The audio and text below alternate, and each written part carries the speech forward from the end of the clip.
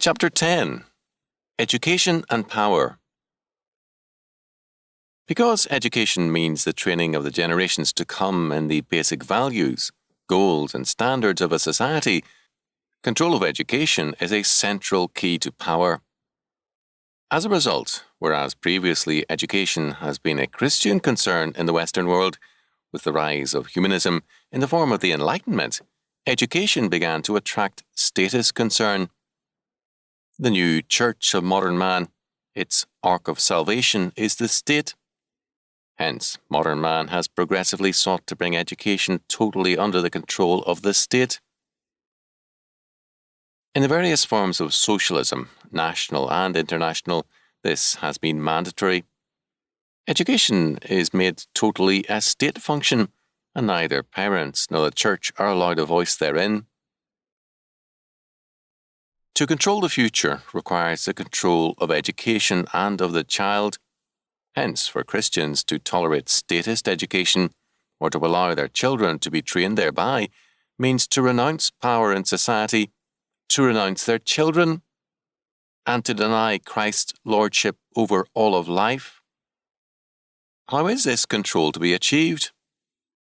To answer this question, it is necessary for us to examine briefly the premises of Auguste Comte, the founding father of sociology, and a leading figure in the religion of humanism.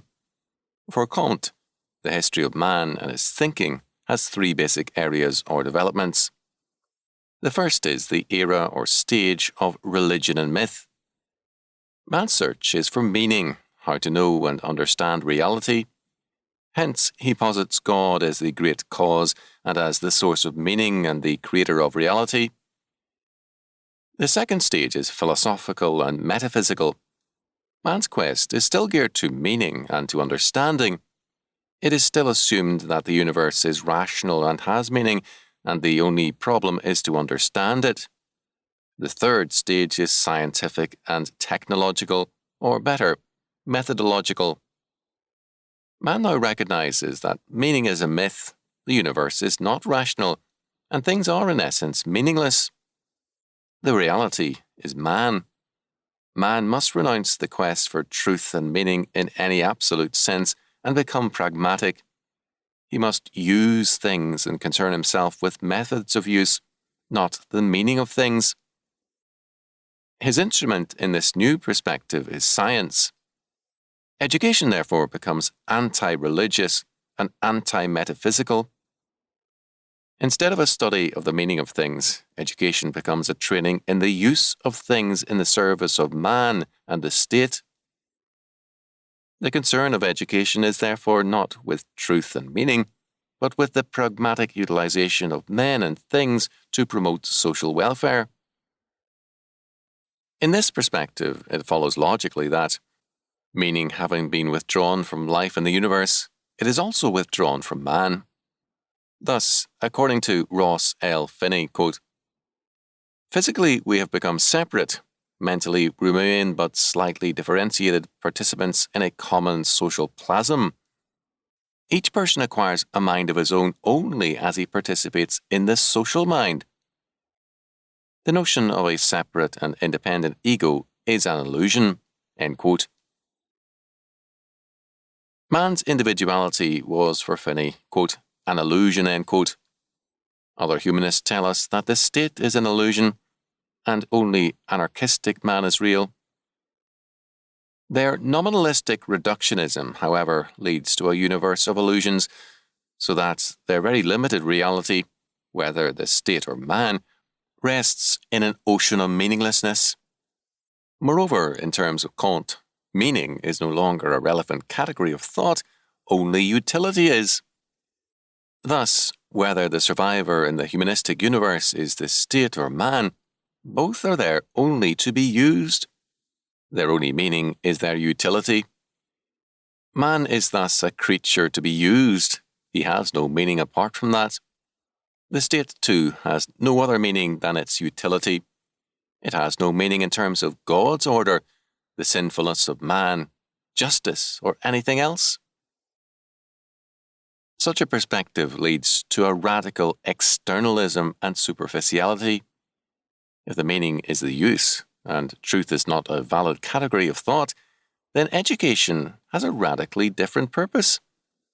It is no longer learning as understanding, but learning as a means of utilization and control. On the university level, this meant the dethroning of theology and philosophy and their replacement by science and sociology. Traditional subjects had to be reworked into social sciences, sciences dealing with the planning and control of man. The goal of history teaching, once it becomes a social science, is to point to the need for a planned world order, and the past is meaning only insofar as it can serve as a prelude pointing to the world state, the city of man. If the Bible has any place in the modern curriculum at any level, it is no longer as the Word of God. It is now taught as, quote, the Bible as literature, end quote. That is, the Bible as a human resource for man's enjoyment. This utilitarian, methodological form of education means that externalism is now the means of salvation. For example, a July the 14th, 1976 Los Angeles Herald-Examiner news story from Washington, D.C. is headlined, quote, schools bet on cash to stop crime. A4. To combat crime in schools, both security measures and educational techniques are regarded as necessary and, quote, more money is seen as the ultimate weapon, end quote. For this externalism as salvation methodology, the hope of man is in more social legislation, more money, more concentration of power into the hands of educators, politicians and bureaucrats, and more controls over man and society. So cometh salvation. But this is not all. Since externalism is now the means of salvation, it becomes an imperative to exclude Christians from power because the Christian plan of salvation is a radical denial of this humanistic plan. Christian faith is centered on Jesus Christ, who declares, quote, I am the truth, end quote. He also declares, quote, I am the way, end quote. That is, the method, John 14:16. Salvation is thus by truth, and truth is a person, the God-man Jesus Christ. A world of meaninglessness and utilitarian externalism, we are transferred to a world of total meaning, a world in which nothing is meaningless, because, quote, all things were made by him, and without him was not anything made that was made. John 1:3. Moreover, according to Scripture, quote, neither is there salvation in any other, for there is none other name under heaven given among men whereby we must be saved. Acts 4:12. This means that power and salvation are transferred from man and the state to Jesus Christ, from the natural realm to the supernatural. For the Christian to come into power, that is, to control education and the state, means the dismantling of all the key achievements of humanism and a radical denial of the humanistic plan of salvation. It means the scrapping of the modern humanistic power state and its plan of salvation by law and education. It means the destruction of statist education and its humanism. It means, moreover, a change from methodology to meaning, from pragmatism to truth. Education is thus the power area in the modern world and the arena for the struggle between Christianity and humanism. If humanism can retain control of the schools, the logic of education will then create more and more modernism, because modernism is simply humanism in charge of the church. It will turn evangelicals into neo-evangelicals and neo-fundamentalists. It will produce, in the supposedly Bible-believing churches, a faith having the form of godliness, but lacking the power thereof. 2 Timothy 3:5.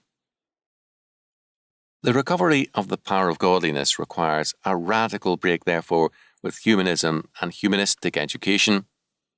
It means that a thoroughly biblical doctrine of education must govern the Christian school. Our hope, then, is not in externals and methods, but in that meaning and truth which is incarnate in Jesus Christ,